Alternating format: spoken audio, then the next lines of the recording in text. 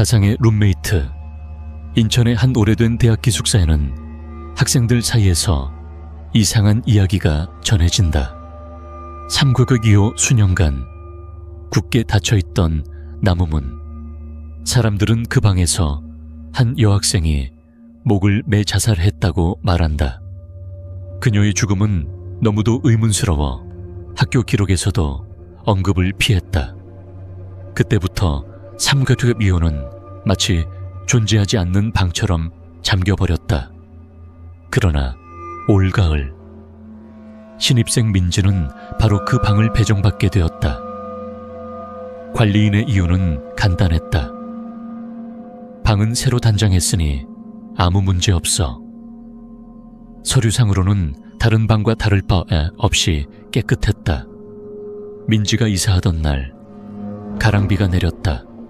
3구역 2호 문이 열리자 곰팡이 냄새와 함께 낡은 금속 냄새 같은 것이 섞여 나왔다. 안에는 모든 것이 정돈되어 있었다. 침대 2개, 책상 2개, 뒷뜰을 바라보는 창문 하나. 맞은편 침대에는 새 침대 시트가 깔려 있었고 마치 언제든 룸메이트를 맞이할 듯 했다. 첫날 밤, 민지는 좀처럼 잠들지 못했다.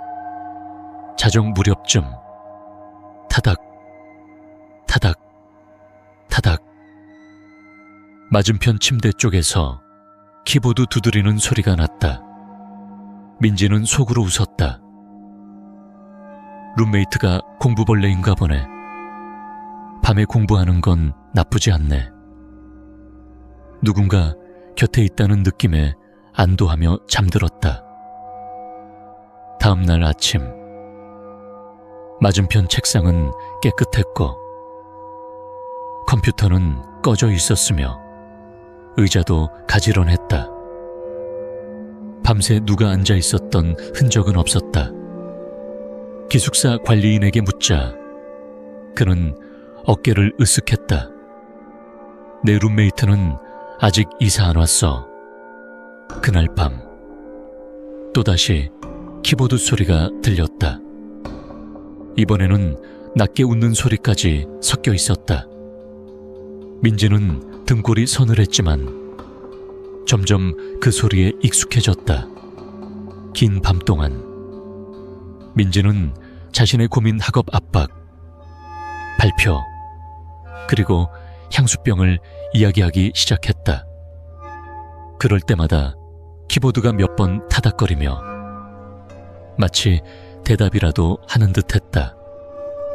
한 달 말쯤 늦은 스터디 후 기숙사로 돌아온 민지. 복도는 텅 비었고 형광등은 깜빡였다.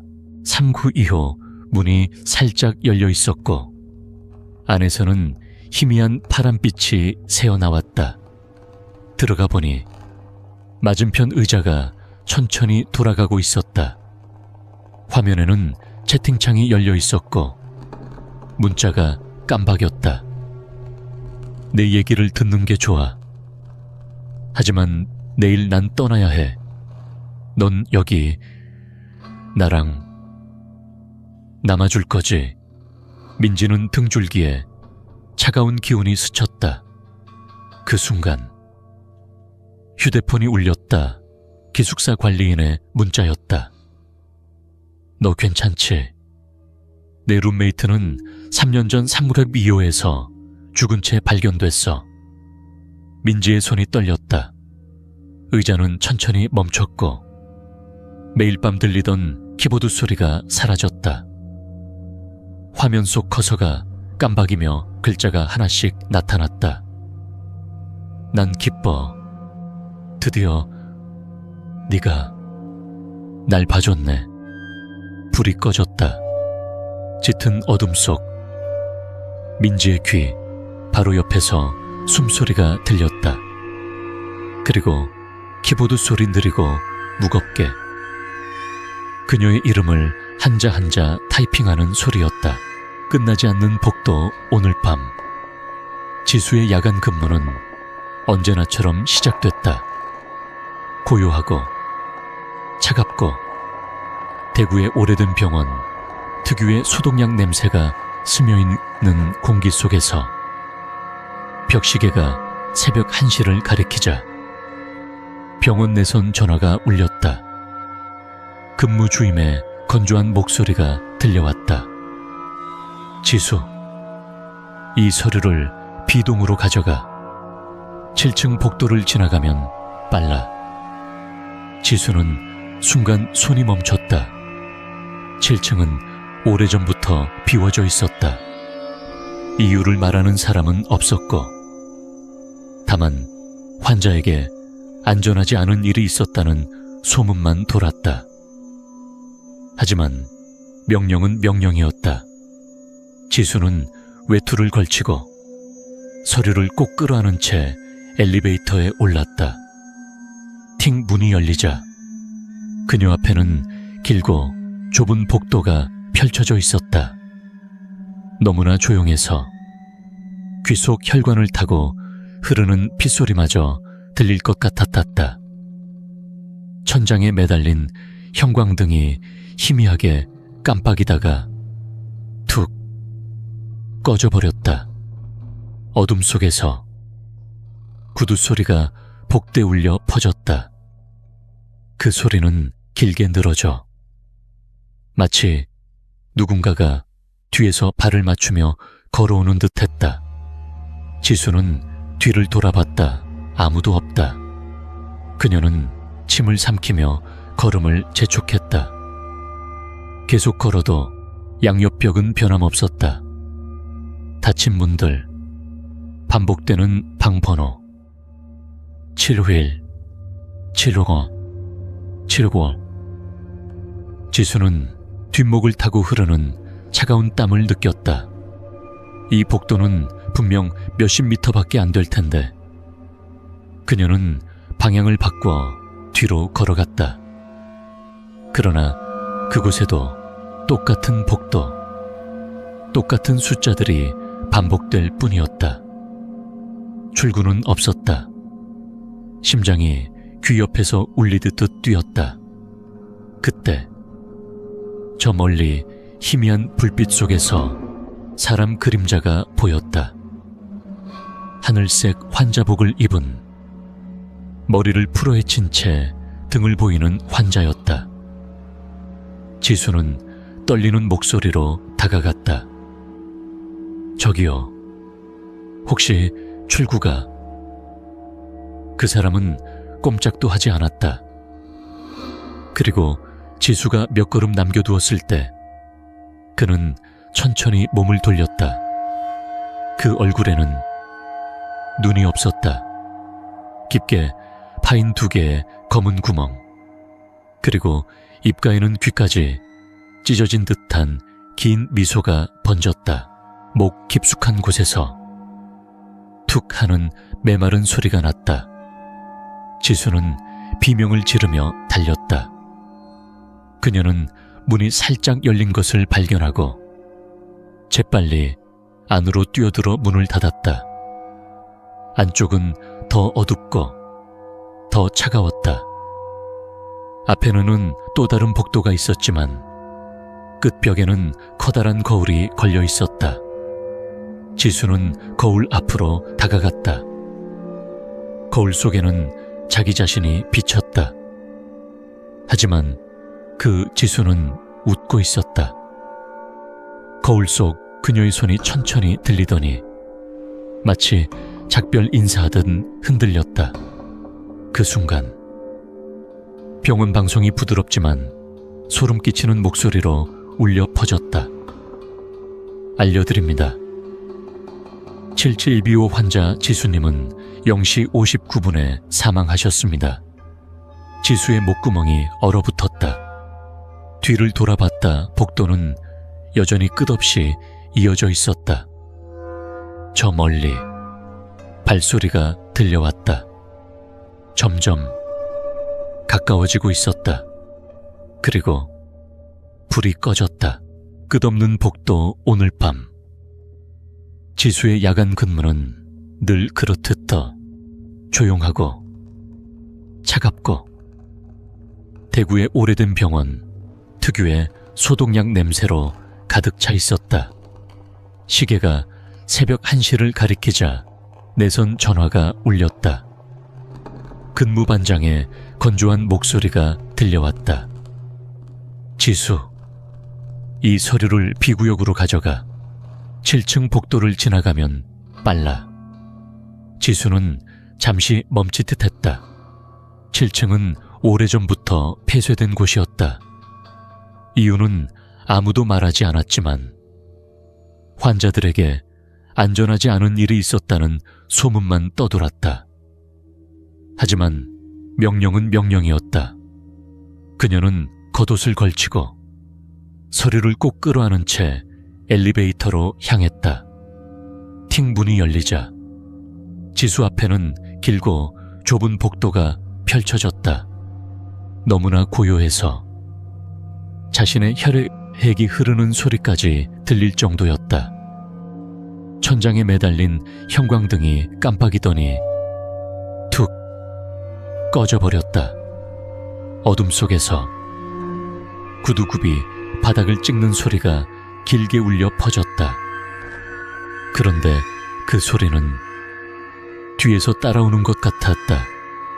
지수가 돌아봤지만 아무도 없었다.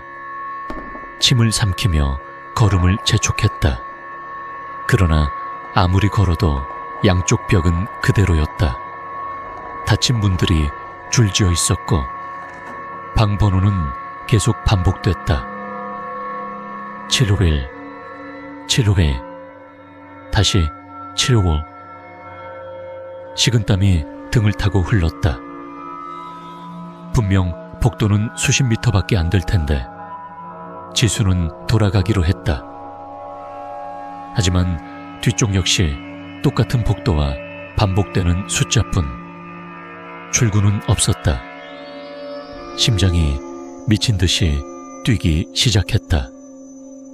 그때 멀리서 희미한 빛 아래 한 사람이 서 있었다.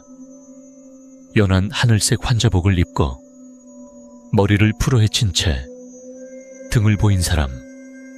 지수는 떨리는 목소리로 물었다.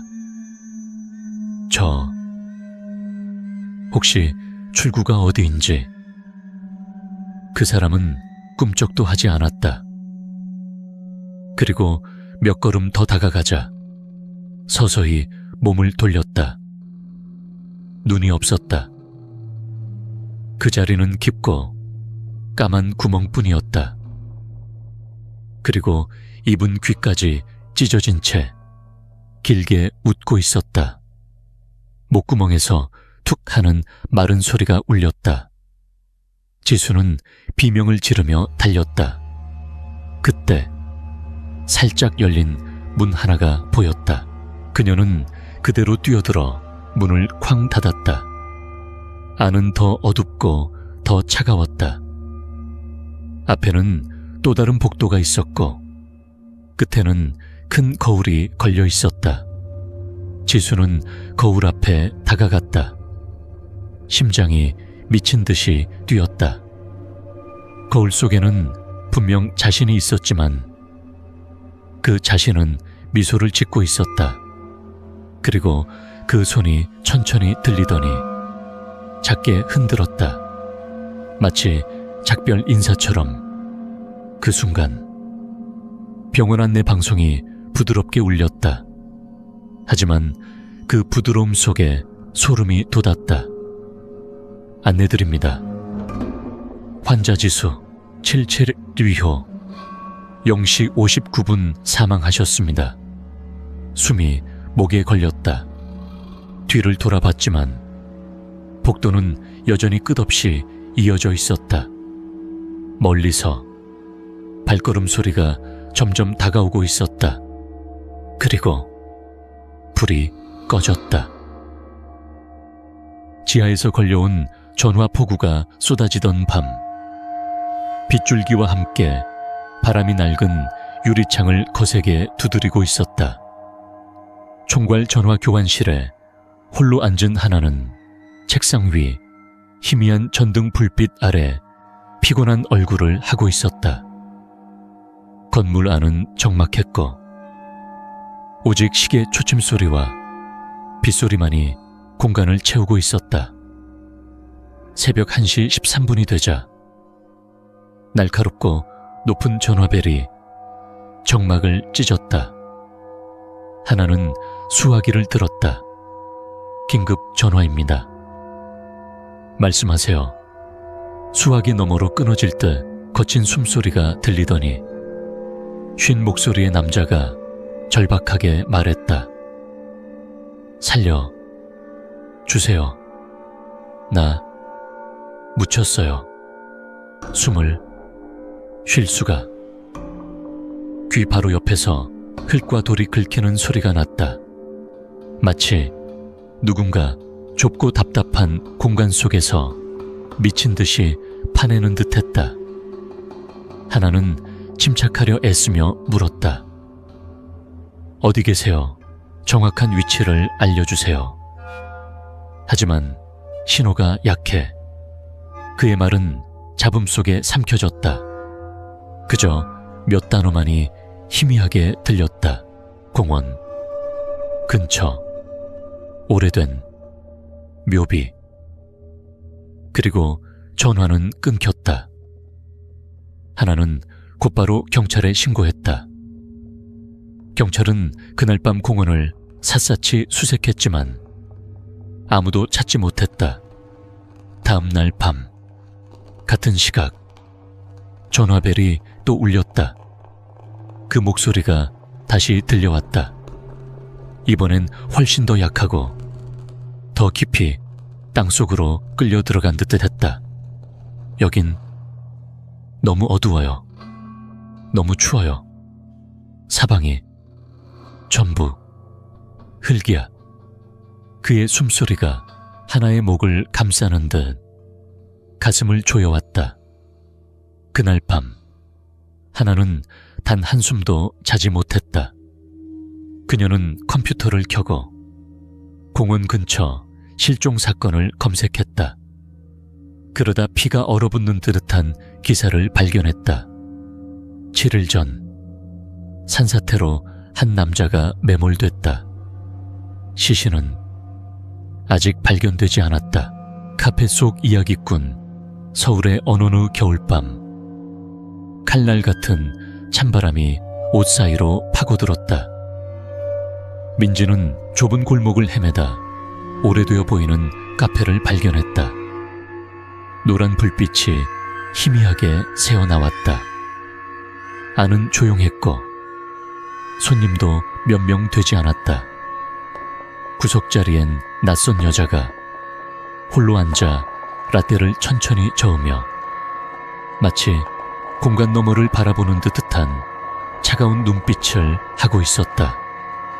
민지가 자리에 앉자마자 주문도 하기 전에 그 여자가 고개를 들어 미소 지으며 물었다. 귀신 믿으세요? 뜻밖의 질문에 민지는 잠시 멈칫했지만 이내 고개를 끄덕였다. 여자는 먼 기억을 읊조리듯 낮고 일정한 목소리로 이야기를 시작했다. 5년 전 바로 이 카페에서 한 여자가 남자친구에게 불려 나왔다가 구석자리에서 목이 졸려 죽었어요. 범인은 사라졌고 경찰은 끝내 찾지 못했죠. 그때부터 그 자리에 오래 앉아 있으면 숨이 막히기 시작해요. 어떤 사람은 거울 속에서 여자의 모습을 봤다고도 해요. 똑바로 자신을 바라보고 있는 민지의 등골이 서늘해졌다. 본능적으로 고개를 돌리자 바로 그 여자가 앉아있는 자리가 보였다. 둘 사이의 공기는 점점 무거워졌다. 민지가 커피잔을 들었을 때 이미 차갑게 식어 있었다. 그녀는 이름이라도 물어보려고 고개를 들었지만 맞은편 의자는 비어 있었다. 그때 카페 직원이 다가와 고개를 갸웃하며 말했다. 손님, 아까부터 혼자 계셨잖아요. 민지는 얼어붙은 채로 벽에 걸린 거울을 바라보았다. 거울 속에는 자신뿐만 아니라 그 여자가 바로 옆에 앉아 고개를 갸웃하며 미소 짓고 있었다. 얼음 같은 목소리가 귓가에 스쳤다. 내가 한 얘기 사실이에요. 새벽 3시에 열차 지수는 야근을 마쳤다. 적막한 역 지붕 위로 빗방울이 톡톡 떨어졌다.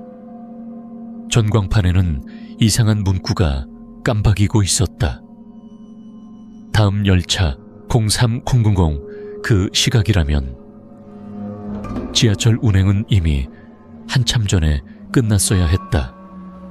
지수는 잠시 망설였다.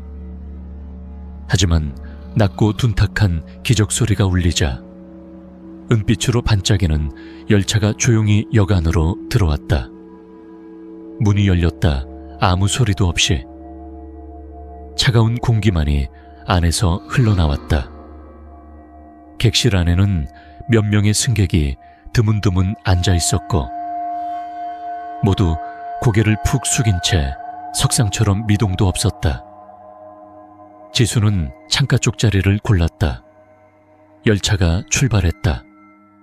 그러나 창밖 풍경은 계속 반복되고 있었다. 칠흑 같은 터널, 녹슨 표지판, 그리고 열차가 지나칠 때 사라져버리는 선로 한가운데의 사람 그림자. 세 번째 역. 검은 정장을 입은 남자가 올라와 지수 맞은편에 앉았다. 그는 천천히 고개를 들더니 날카로운 눈빛으로 미소 지었다. 당신도 방금 도착했나요? 지수가 미간을 찌푸렸다. 도착. 어디에요? 그 남자는 고개를 갸웃하며 문틈으로 스며드는 바람 같은 목소리로 대답했다. 종착역이죠. 새벽 3시 열차에 탄 사람은 전부 그곳에 가게 되어 지수의 등골이 서늘해졌다. 그제야 그녀는 객실 안의 모든 승객이 자신을 바라보고 있다는 걸 깨달았다. 창백한 얼굴, 깊게 꺼진 눈, 그리고 아무도 숨을 쉬지 않고 있었다. 왜곡된 안내방송이 울렸다. 곧 종착역에 도착합니다. 지수는 놀라서 옆 유리창을 내려다보았다. 그 속에서 자신의 모습이 사라져 있었다.